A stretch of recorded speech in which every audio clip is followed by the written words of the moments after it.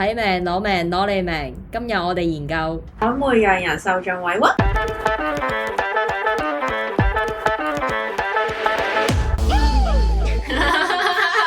唱埋首歌。曖昧讓人受盡委屈，找不到相愛的證據。Oh my god！揾唔到證據，咪真係唔係曖昧咯。同埋咩啊？曖昧嘅話，你唔會受委屈噶嘛？正常嚟講。你呢啲似係未願相戀便學習單。我啊，唔係，即係你啱啱嗰個歌詞啊。唔好意思，翻嗰首。唔好意思，咁得罪攻你。擊我啊！係冇啊！今日想同大家一齊傾下曖昧呢樣嘢。大家覺得曖昧其實係開心多啊，定係唔開心多嘅？其實睇對象，睇對象即係唔係呢個好合理喎，我覺得睇對象。係啊，有啲人好識玩嘅，其實你就算最後結果係冇結果，你都開心過咯，享受過嘅個過程啱都係嘅。但係有啲如果真係曖昧嘅時候咧，好唔嗲唔吊咧，但係你只可能本身係好中意佢，但係佢好唔嗲，咁呢啲曖昧就可能真係有問題。呢啲算唔算曖昧啊？如果淨係一方面投入，跟住另一方面就我聽嗰啲 case 唔係即係講緊話，如果對方係唔嗲唔吊啲，未必佢唔投入啊，可能佢本身感情經歷唔多啦，或者佢唔 get 啦，係啦，所以佢放出嚟啲息路，或者可能怕醜啦，放出嚟啲息路可能好模糊，咁對面又唔知點咁樣，但佢以為人哋知，以為已經我已經做到好白㗎啦咁樣，所以通常就會有咁嘅情況出現咯，委屈嘅情況。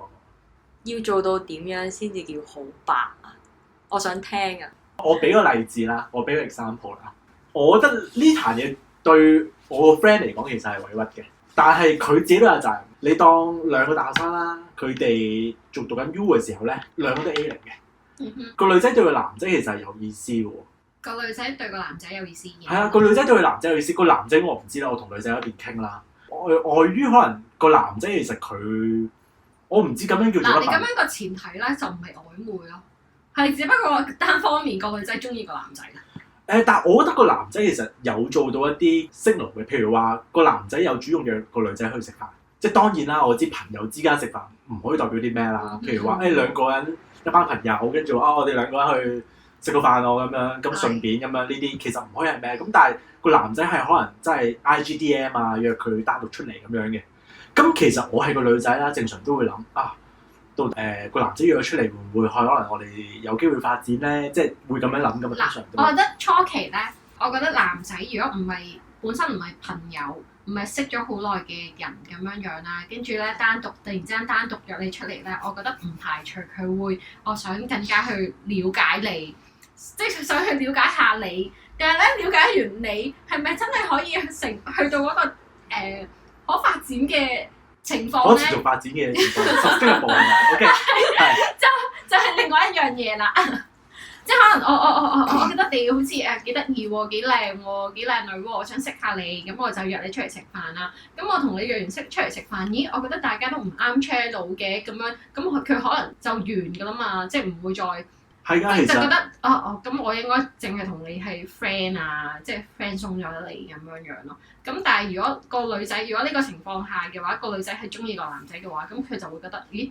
係咪個男仔對我有意思咧？我會咁樣諗啊！咁個男仔約佢話我哋不如出嚟食飯啦！我哋咁食飯嘅時候啊，或者佢單獨約佢出嚟嘅時候咧，佢哋係點樣相處嘅先？最尾係冇約到出嚟嘅，因為個女仔係嗰陣時覆佢啦，話好啊，你過嚟屋企，我公民煮俾你食啊！你個 friend 都真係幾好，所以其實係極品。嗰陣時係呢件事情咧，係我識佢之前發生嘅，所以我阻止唔到呢件事情發生啦。但係就佢同我講翻嘅時候，哇！佢做到咁咯，其實佢約你出嚟其實有機喎，但係大家 message 之間個 receipt 即係白唔白真係好睇人，你明白？我覺得個男仔其實都即係有做到佢嘅 action 嘅，所以呢個真係講唔到俾你聽㗎，係會有咁嘅情況嘅。其實個男仔應該要照去食工人姐姐嘅飯，咁可能就會有下文。但係即係可能個女仔佢話真係冇諗，佢話想食飯咁，我可能又會煮飯俾上嚟食。佢真係咁樣諗咩？你明唔明啊？好實際咯，我覺得佢係，反正你都話想食飯，咁我又想食飯，工人姐姐又煮飯啊，做乜唔食啊？係，但係人哋講食飯可能唔係真係想同你唔係，所以就係咁啦。體諒下 A 零。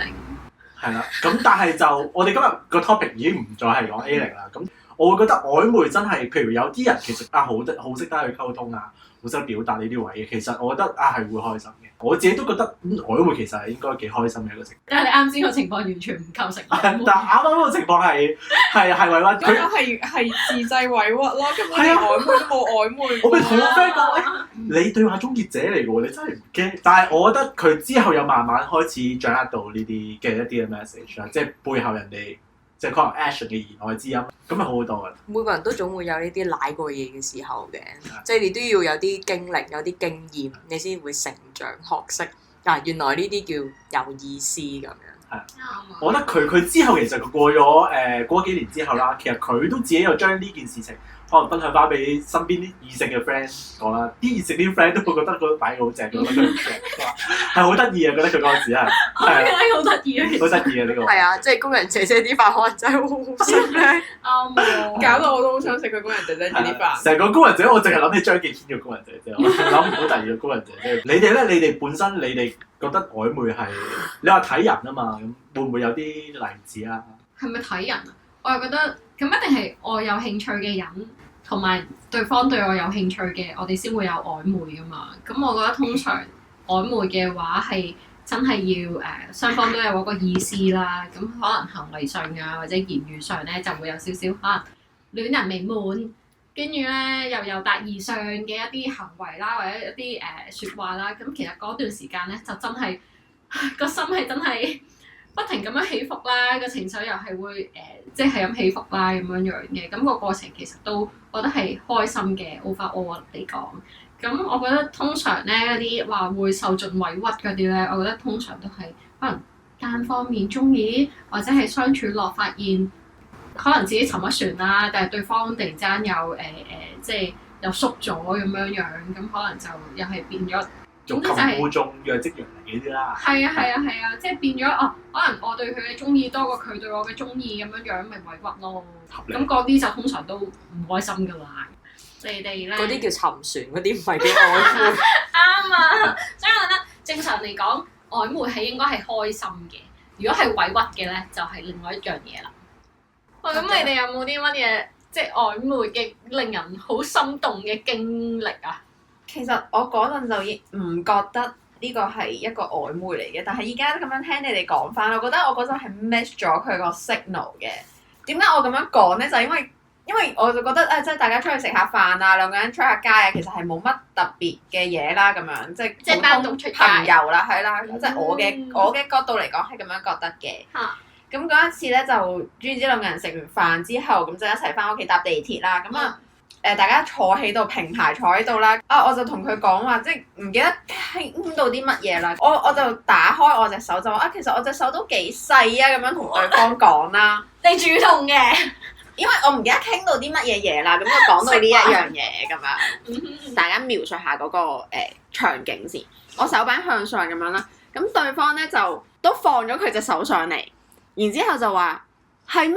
跟住就打開佢啲手指刀，然之後同我十指緊扣咗，就拖住咗啦。My God！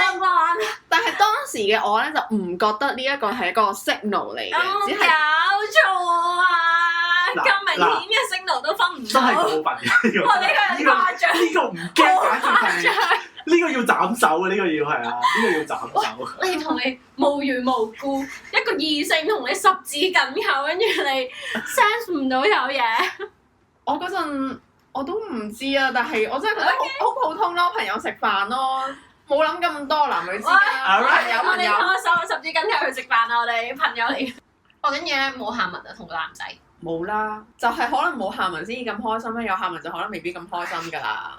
哦。呢句真係經歷過人生嘅。你咁講起咧，我又諗起有個小故事啦。咁就係咧，佢當年就好興嗰啲賣波鞋咧，都好多人嘅。嗰間嘢叫咩名話？Second Q。係 Second Q。咁樣咧，咁跟住我哋就即係買鞋啦。我買嘅時候咧，就一直都唔覺得有人推撞到我，但其實附近真係好鬼多人，你當好似行緊年宵咁樣超逼啦。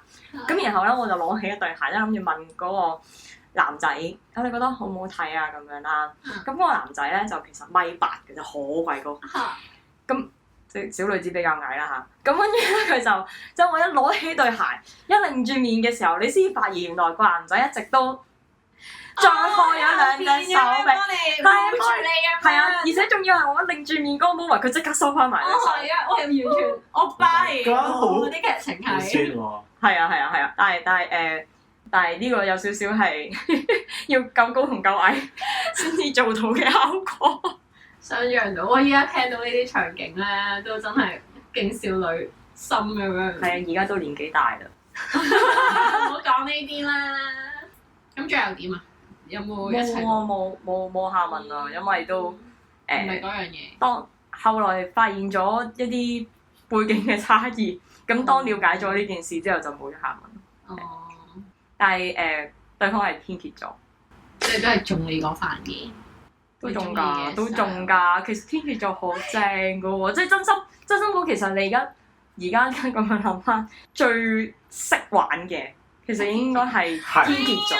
認同我想試下同天蠍座啊！講到咁，佢哋套路嚟講，佢哋係食生菜。你有冇其他更加好嘅套路？我自己嘅經歷其實唔係，即係我唔要金牛座嘅套路。金牛座冇套路㗎，冇㗎。睇得出。金牛座係好渣。嗱，我自己我遇過，我覺得有段我嘅經歷，我覺得都幾深刻嘅係，其實嗰陣時係我有玩交友 Apps 嘅，咁然後其實我同個女仔傾嘅大概1個月到啦，咁然後嗰陣時其實我自己有時我自己都會同人哋做一啲譬如感情分析，佢話佢自己又會中意啲咩男仔啊，佢叫我幫佢睇下到底個男仔 O 唔 OK 啊啲啦。咁佢有一日咁佢真係同我講話，其實佢有2個男仔追緊佢，同埋有1個佢中意嘅男仔啦。咁我話咁你形容嚟聽下，幫你分析下咯，咁睇下點解。咁佢嗰陣時就去講，大概可能好含糊地帶過話有2個男仔中意佢啊，可能啲 background 啊、星座啊咁樣。人哋係咪暗示緊你啊，大佬？你同人哋做個案分析。係啊，我同人做個案分析啊。咁佢好快帶過，嗰兩條好煩啊。跟住咧之後佢就等陣先，佢講嗰啲背景，你有冇覺得對應到你自己嘅？唔係佢首先講咗2個，佢話佢追緊佢嘅男仔。咁佢講嘅時候就好含糊咁帶過，跟住就話好煩啊！嗰2個追緊佢嘅。哦，但係佢係中意另外一個。唔係，咁佢之後形容緊嗰個佢中意嘅男仔嘅時候咧，咁我 feel 到有啲特徵，就真係好似講我啦。但係佢又同你講。但係你覺得咁樣係中嘅係嘛？唔係，佢之後佢係直接話係我啦。但係佢形容啲特徵嘅時候，你對應到自己嘅時候，你覺唔覺得喂，好似心動嘅中啊咁樣啊？唔係有冇 hit 中你先應該？有 hit 到我嘅其實，即係佢唔係一啲鳩讚一啲，即係之後佢又約我可能生日出嚟食飯啦咁樣。佢生日定你生日？佢生日。哇！佢生日約你出嚟食飯，呢個 signal 真係好乸明顯㗎咯喎。係，但係我未見過佢嘅之前，咁但係我網友係啦，咁我交友 App 識㗎嘛。係喎嚇！但係未見過你就中意你咁樣都。係啊。哇！咁然後好超前啊！唔係，但係我自己擔心就係譬如即係如果真係咁樣去見面啊，出到嚟咁，如果萬一即係拒絕佢咁好，即係原來係要我 face 嘅話，咁就唔係咁好啦。嗰日唔係就係。哇！你咁嘅人咩 ？Oh my god！睇心地啊，係啊，可能一睇就知佢心地好啦，但係心地邊個使睇樣㗎？可能一睇佢個樣就知佢心地好。OK，明係咯，明嘅，眼緣嘅嘢有時候真係好難講。所以我就會同佢講唔好即係生日嗰日出嚟，可能早少少或者之後少少嘅時間咁樣，第一次見面咯。咁個女仔應該會覺得俾人拒絕咗㗎啦。唔係咁，最尾有一齊。到最後生日係咪一齊過先？係嘅。即係有一齊。有一齊過。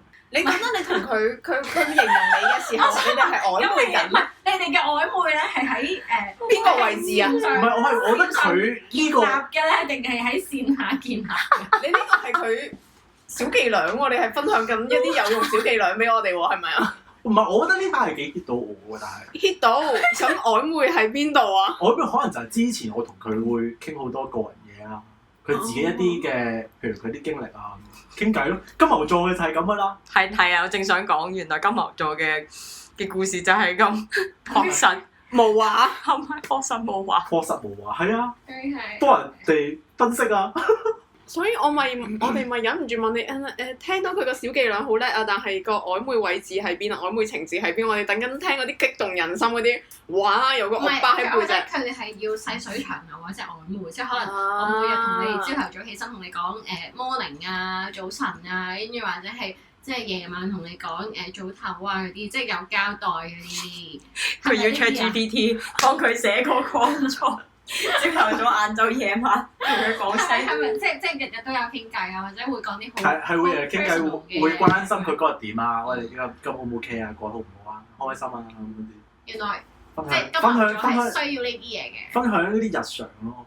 但係呢樣嘢係我覺得有啲神奇嘅係，即係喺大家未見過面之前就發生，就有啲可能對我嚟講就有啲神奇。唔係我都覺得神奇，我都覺得嚇，到兩唔個下。係不過人夾人啊，真係對嘅，都好好睇嘅。我都好好奇，其實仲有啲咩曖昧方法係對邊啲星座可能都其實 work 嘅咁樣。我覺得唔應該係講求方法定點，即係我覺得有啲嘢好自然，即係我同你相處，我覺得咦，我好似有少少中意咗你喎，自然地我就會想關心你多啲啊，或者係 take care 你多啲啊，或者會同你講啲我好想對佢表白嘅嘢啊咁樣樣咯。咁如果個男仔係個對方又係中意對你有少少咁嘅心思嘅話咧，咁佢都會會有翻 feedback 你嘅，咁就正正常就自自然然咁樣就會有個曖昧喺度咯。但我又覺得真係唔同星座其實有啲星座其實可能你真係會需要有啲 approach，有 differences 嘅係。我想聽下嚟自金牛座嘅分析解讀，可以不過我可以哋講下變成點樣？好似我哋講下天秤座先啦，好唔好？好啊好啊，嗱，我自己聽翻嚟嘅一啲經歷啦，我會覺得天秤座咧係要煲嘅，要咩話？要煲煲嘅，即係天秤座係譬如話你點可能 feel 到個天秤對你有意思咧？咁其實係可能一開始你認識佢嘅時候，咁佢哋都好善於處理人際關係啦，可能好相敬如賓嘅時候咧 ，no 嗰陣時你哋可能仲係有段距離咁嘅，即係當佢開始可能同你講下一啲生活日常。或者甚至乎開始分享一啲可能比較 negative 啦，今日翻工啲唔開心嘅嘢嘅時候咧，開始有機啦。當佢開始串下你嘅時候咧，咁啊仲有機喎。但係有啲人唔覺噶嘛，有啲人可能 get 嘅 signal 唔係咁噶嘛。天秤座認唔認同呢個？我啊係，我唔覺得係，我覺得關我自己本身其他配置都好唔天秤座事嘅，因為譬如其實我哋成日講話你如果要睇對方受咩咧，其實你係要睇佢嘅月亮星座同埋金星嘅。咁我嘅月亮同埋金星咧都係唔天秤嘅火嗰邊嘅，就唔係風啦，即係所以完全唔天秤嘅。咁所以對我嚟講係唯快不破，即係你千祈唔好同我煲，你同我煲2-3個禮拜，我已經覺得你已經係我 friend 送啦，thank you 咁樣。咁我已經係 brother 嚟㗎，你明唔明？咁都 feel 到你真係比較冇選擇困難症嘅天秤座嘅。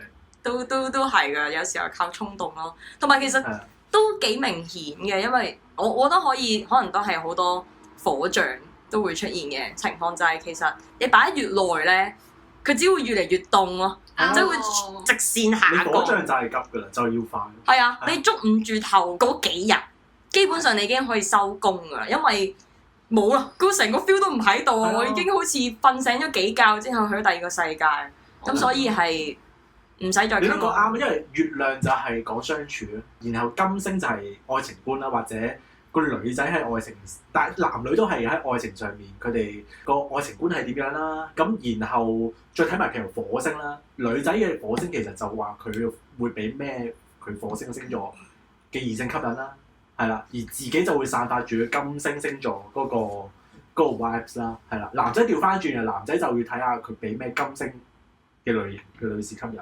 咁呢啲太 technical，但係如果講翻星座，譬如有啲我聽過就係白羊啦，白羊就係冇得追，一眼定生死。即係你可能 first sight 嗰下，如果你唔中佢要嘅嘢咧，其實你都冇乜嘢可以做到嘅。我係有聽講過白羊座嘅朋友講話，其實第一下已經決定咗你要去邊個松。係啦，即係你第一下睇佢，我覺得已經冇 feel，冇得掹㗎，冇得掹我都㗎。係㗎，冇得我想話咧培養感，情即係有啲人咧，我一睇咧，我就覺得哦，係 friend 就一定係 friend 㗎啦，即係點樣相處咧，我都唔會可能即係相處成男女朋友關係咁樣樣。咁然後仲有啲譬如啱啱你話天蠍啊嘛，天蠍就係反而真係要一啲糾纏型嘅拉鋸，要等佢覺得你唔可以太痛直白並快樂着，係啦，痛並啦，即係你唔可以係原來係好直接直球進攻，話晒俾佢知你諗啲咩，佢可能嗰下就會覺得好 boring。佢要挑戰嘅。佢其實又唔可以叫要挑戰性，要挑戰反而可能係獅子啦，係咪？獅子又要挑戰性，但係天蠍嗰種係要啲咩咧？我要嗰種勾下勾，係啦，扯下釣魚咁。九角形係啦，睇下有經歷過啊，師兄係咪？冇啊，大家心照，大家聽翻嚟㗎。 OK，係啦，咁九角形嗰啲咁，即係佢反而覺得呢啲通譯快樂着咁樣咯。反而佢覺得嗰種愛情遊戲佢會好 enjoy，都幾有力嘅，因為太多天蠍同我講翻係咁樣嘅。我想聽水象啊，水象受咩啊？水象我覺得水象好睇 feel 啊，係啊，即係水象即係又係第一眼唔啱就唔啱。因為我個配置係有啲奇怪嘅，即係我太陽咧就雙魚座啦，跟住但係咧我月亮咧就摩羯嘅。咁但係咧我第一眼咧我都會已經係分到佢嘅話，哦係朋友就係朋友啊，或者係即係總之係朋友咧，就點都唔會發展成男女朋友關係啊，即係咁。但係咧我就覺得即係好多時咧都好睇 feel 啊。即係會唔會突然之間有一下唔知點樣食咗某一餐飯，你突然之間覺得嗰下 feel 係啱嘅，咁就有翻機會㗎。但係咧，我 so far 咧未試過同朋友食飯，跟住食下有 feel 啊！即係真係冇。冇啊！唔係，但係如果唔係朋友，唔係一開始 friend 鬆咗啦，嗯，曖昧對象點樣可以水象到可以 work 到咧？即係當然天蠍同埋巨蟹雖然都有啲唔同啦，不過整體嚟講，我覺得真係即係啱啱講好識玩一啲咧，好重水象要嘅。頭先好識玩嗰啲係水象嚟㗎。係佢自己好識玩，所以佢哋都要呢啲嘢，同埋佢哋要嘅好多時，譬如巨蟹可能多啲就係譬如話陪伴啊、關心啊、報道啊嗰啲性啦，巨蟹會多翻少少嘅。咁但係譬如話雙魚啊、天蠍，其實佢哋都會覺得有 feel，佢啱啱講要有 feel 嘛。係即係可能啱識冇耐嘅人咧，佢主動嚟 approach 我啦。咁我都係真係即係有 feel 嘅話咧，我會即係會想再同佢了解下。係咪可以話即係俾到一定嘅幻想空間？你可以想像我係跟住落嚟，我同佢會係點樣㗎嘛？哦，係啊！因為咧，一般嚟講同男仔講有 feel 咧，好多男仔佢哋唔驚，因為 feel 呢樣嘢咧，即係解釋唔到對佢嚟講。嗯哼，咁你去 feel 我點先可以做到對你有 feel 啊？好多男仔唔知。係咯，而家咁樣諗下，土象係最易氹。好做好易係啊，你俾包飯我食得㗎。唔係㗎，我唔承認啊！我俾包飯我食唔夠 Oh 㗎。 my god！我嗰陣時咧又係同我 ex 嗌交啦，跟住咧我係即係落定決心我要嬲佢唔知幾耐嘅，跟住咧佢買宵夜俾我食咧，我就已經開心飯啦。俾包飯你食。唔係金牛真係好易氹啊！金牛你用嘢食氹咧，唔係當然要好食啦，我唔同意。係咪？我覺得呢個世界上最難氹嘅就係金牛。唔係嗱，金牛咧有啲位係難氹，但係睇下你有冇 cross 咗佢條波啦。係，我覺得其實係要睇人哋嬲咩㗎，即係如果金牛咧真係佢真金牛如果係着嘅話咧，哇大佬真係係啊，金牛着係地獄級十㗎。桶水都搞唔掂啊！但係嗱，通常咧，我作為一個金牛啦，我可以解釋俾你聽，好多金牛都認同嘅係。咁但係就跟住自己補充翻好多金牛，我要話咁唔係即係我一隻金牛，我成棚金牛喺後面撐住我話俾你知。我哋身邊都有金牛 friend 嘅喎，唔係唔好以為。唔係，我覺得好多金牛其實佢好忍得啦，其實條底線其實好低嘅。但係如果都 cross 咗條底線咧，通常都係嗰條底死嘅，跟住就會承受一啲 oh my god 就合咁如果真係曖昧緊啊，咁喂大佬你唔講我唔知㗎嘛，咁唔小心踩咗咁點算啊？咁如果唔講佢唔知，你同佢講翻，其實佢反而會理解喎。